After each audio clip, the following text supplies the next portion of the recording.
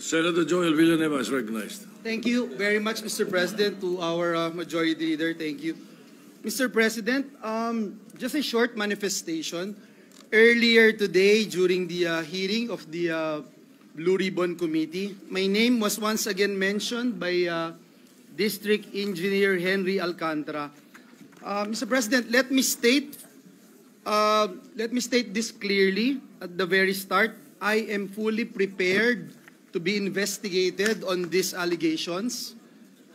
I have nothing to hide, and I welcome any inquiry that will bring out the truth.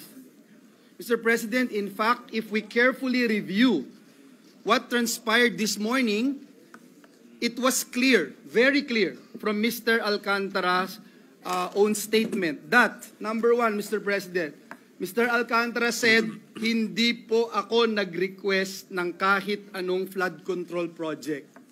Sinabi din po niya, wala po akong alam at hindi rin po ako kailanman sinabihan tungkol sa mga proyektong yan.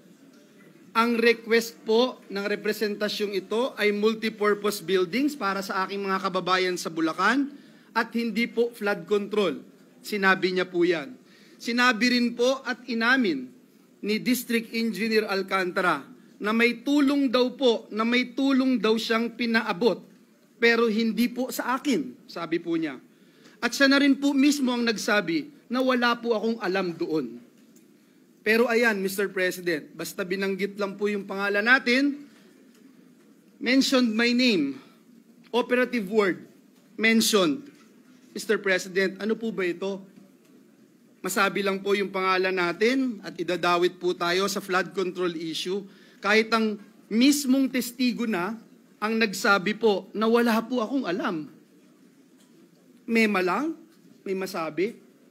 I am ready, Mr. President, and my office is ready to be investigated that the truth may come out.